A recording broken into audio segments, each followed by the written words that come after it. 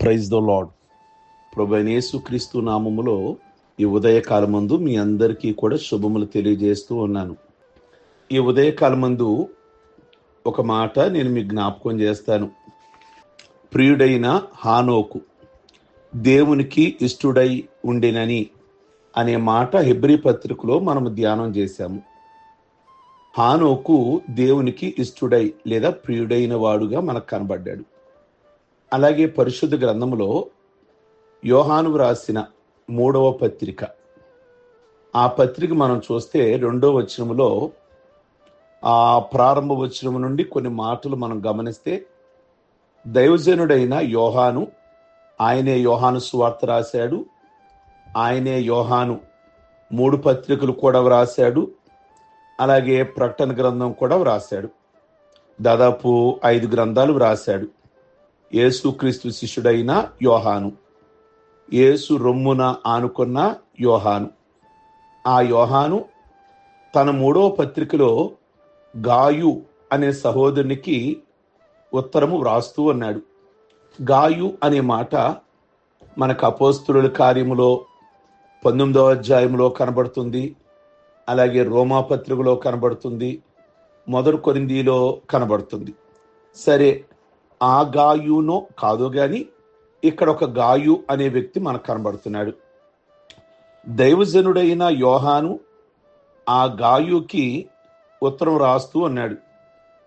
అతను సంఘ పెద్దగా ఉన్నాడు. గాయు అని అతన్ని ఎలా సంబోధిస్తున్నాడు యోహాను అంటే, ఒక దైవ సేవకుడు, ప్రియుడా అనే పదము పలుసార్లు వాడిన విషయము గమనించాలి మనం ఇక్కడ.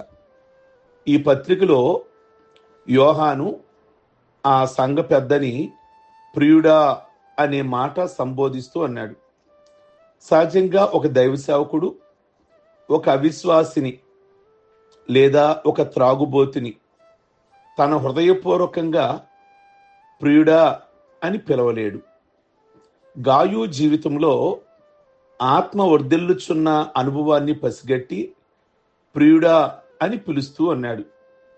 నువ్వు ఆత్మీయ జీవితంలో ఎల్లప్పుడూ కూడా నీరసించే వ్యక్తిని, దిగజారిపోయే వ్యక్తిని, దేవుని సన్నిధికి దూరంగా ఉండే వ్యక్తిని, వాక్యానుసారంగా జీవించలేని వ్యక్తిని ప్రియుడా అని ఏ దైవ సేవకుడు కూడా పిలవలేడు. దైవజనుడికే నువ్వు ప్రియుడిగా ఉండలేకపోతే, ఈ లోకంలో నీ సంఘ కాపరికే నువ్వు ఇష్టమైన భక్తి కనబరచకపోతే, మరి దేవునికి ఏ విధంగా ప్రియుడిగా ఉండగలవు? అపోస్తలుడైన పౌలు కూడా తన పత్రికలలో చాలా సందర్భాలలో తన దగ్గర ఉన్నటువంటి పరిచారకులను ప్రియుడా అనే మాట లేదా ప్రియులు అని సంబోధించిన మాటని మనం గమనిస్తూ ఉంటాం. కనుక ఈ మాట చాలా బాగుంది. యోహాను గాయునంటాడు, ప్రియుడా నువ్వు ఆత్మ విషయంలో వర్ధిల్లుతున్నట్లుగా అన్ని విషయాల్లో కూడా వర్ధిల్లాలి అని అంటాడు. నిజంగా అదే యోహాను ఈరోజు మనకు గనక ఒక పత్రిక వ్రాయాల్సి వస్తే ఏమంటాడో తెలుసా?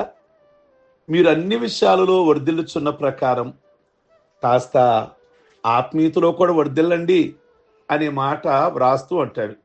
కనుక అంటే గాయు అనే వ్యక్తి ఏదో మొత్తానికి శరీరపరంగా ఏదో బలహీనుడై ఉన్నట్లుగా మనం గమనించాలి. కనుక నువ్వు అన్ని విషయాల్లో కూడా వర్ధిల్లాలి, ఆరోగ్యం కూడా కాస్త చూసుకోవాలి. అంటే గాయు అనే వ్యక్తి సంఘములో ఉన్న పరిచర్య, అనేకమైన ఆత్మల పట్ల భారము, బాధ్యత, సంఘాన్ని బలపరచాలి అన్న విధంగా అదే ఆలోచిస్తున్నాడు తప్ప తన ఆరోగ్యం కోసం కానీ తన కోసం కానీ ఎక్కడా కూడా తను ఆలోచించట్లేదు. ప్రియ దేవుని బిడలారా, అందుకని యోహాను గాయుని ఏమంటాడు అంటే ప్రియుడా అనే మాట రాస్తూ అన్నాడు. 3వ వచనంలో అక్కడ రాస్తాడు, గాయు సత్యమును అనుసరించి నడుచుకుంటున్నాడు అన్నట్లుగా రాస్తాడు. సత్యం అంటే తెలియని వారు ఈ రోజుల్లో చాలా మంది క్రైస్తవ్యంలో చలామణి అయిపోతున్నారు. ప్రతి క్రైస్తవ సంస్థకు వారి వారి సంఘ సిద్ధాంతాలు కొన్ని ఉన్నాయి. అమాయకులైన కొందరు అవే సత్యాలు అని వాటిని అనుసరించి వాటి కొరకు మీ సంఘంలో ఉన్నది కరెక్టా, మా సంఘంలో ఉన్నది కరెక్టా, ఇలా వాదించుకుంటున్నారు. కానీ ప్రభువు పెట్టిన సత్యమేంటో తెలుసుకోలేకపోతున్నారు. యేసుక్రీస్తు అన్నారు, నేనే సత్యము అని యోహాను సువార్త 14:6 అన్నారు. ప్రియ దేవుని బిడ్డలారా, కనుక ఆ సత్య మార్గంలో నడుస్తూ ఉన్నాడు. కనుక మనుషులు పెట్టే సత్యాలు కాదు. ఈరోజు బైబిల్లో లేని వాటిని ఈరోజు చాలా మంది పెడుతున్నారు, వాటికి పెద్దపేట వేస్తున్నారు. కానీ బైబిల్లో ఉన్న విషయాలు మర్చిపోతున్నారు. కనుక అది కాదు. గాయు అని అతనట బైబిల్ ఏం చెప్తుంది, సత్యం ఏం చెప్తుంది, దాని ప్రకారంగా జీవించాడట. మరో మాట రాస్తాడు 5వ వచనంలో, ఈ గాయు ముఖ పరిచయం లేని వాళ్ళు గనక సంఘానికి వస్తే విశ్వాసికి తగినట్లుగా ఎన్నో సత్క్రియలు చేస్తూ ఉన్నాడట. మనం ఏ సత్క్రియ చేసినా విశ్వాసికి తగినట్లుగా చేయాలి, విశ్వాసికి తగినట్లుగా చేయాలి. అది అవిశ్వాసులు అయితే ఏం చేస్తారు, వారింటికి బంధువులు వచ్చారనుకోండి, ఈ పండగ సమయంలో, ఈ సంక్రాంతికి, అవిశ్వాసులు అయితే ఏం చేస్తారు, సినిమాలకు తీసుకొని వెళ్తారు. ఏం చేస్తారు, వాళ్ళు కోళ్ల పందానికి తీసుకొని వెళ్తారు, లేదా ఎడ్ల పందానికి తీసుకొని వెళ్తారు. అదే మన ఇంటికి బంధువులు వచ్చారు, మనం దేవుని బిడలమి, వాళ్ళ అవిశ్వాసులు. మన ఇంటికి వచ్చిన వారు బంధువులు, ప్రభువుని ఎరగిన వారు, మనం ప్రభువుని ఎరిగిన వాళ్ళం. కనుక రండి, మీకు సరదా కోసం నేను కోళ్ల పందాలు తీసుకొని వెళ్తాను, లేదా మీకు టైం పాస్ ఇవ్వడానికి సినిమాకి తీసుకొని వెళ్తాను, లేదా మీకు టైం పాస్ ఇవ్వడానికి మగవాళ్ళు అయితే ఎక్కడైనా త్రాగడానికి తీసుకొని వెళ్తాను అంటే అది విశ్వాసికి తగినట్లు కాదు. నీ ఇంటికి వచ్చింది బంధువులు అయితే చక్కగా వాళ్ళని మంచి భోజన పదార్థాలు పెట్టండి, వీలైతే 2 విషయాలు దేవుడి విషయాలు మాట్లాడండి, మంచిగా చూసి పంపేయండి. ప్రియ దేవుని బిడ్డలారా, యోహాను గాయునట విశ్వాసికి తగినట్లుగా చేశాడట.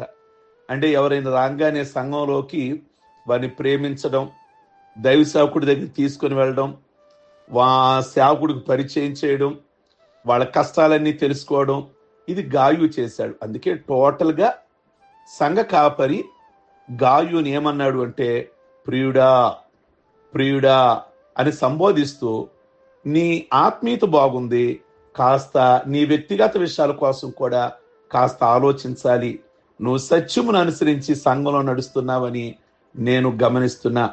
ఈ ఉదయకాలమందు గాయులాగా జీవిద్దామా? గాయులాగా మొదట కాపరికి మనం ప్రియులుగా ఉంటే ప్రభువుకు కూడా మనం ప్రియులుగా ఉండగలుగుతాం. ప్రార్థించుకుందాం. సర్వశక్తి కలిగిన తండ్రి, మీ పరిశుద్ధ నామమును బట్టి మీకు వేలాది వందనాలు. ఈరోజు గాయులాగా మేము కూడా మీకు ప్రియమైన వారుగా, హానోకు ప్రియమైన వాడు, గాయు ఒక సంఘ కాపరికి ప్రియమైన వాడు, మీకు ప్రియమైన వాడు, మేము కూడా ప్రియమైన వారిగా విశ్వాసికి తగినట్లుగా మేము మా బంధువుల విషయంలో చేయడానికి కృప చూపించమని ప్రార్థిస్తున్నాం. ఈరోజు పెళ్లి రోజులు, పుట్టినరోజులు, రక్షణ పొందిన రోజులు చేసుకుంటున్న బిడ్డలందరినీ కూడా మీరు జ్ఞాపకం చేసుకోండి, మంచి ఆయుష్ ఇవ్వండి, మంచి ఆరోగ్యం ఇవ్వండి, ప్రత్యేకమైన దీవెన ఆశీర్వాదాలతో నింపి మీ నామమునకు మహిమ తెచ్చుకోండి. ఈ దినపు ప్రయాణాలలో ఉన్న బిడ్డలకు భద్రతను, క్షేమమును దయచేసి గమ్యస్థానాలు చేరు వరకు తోడుగా ఉండమని యేసు నామములో అడుగుచున్నాం తండ్రి, ఆమేన్. God bless you. ఈ ఉదయకాలం ముందు మీ అందరికీ కూడా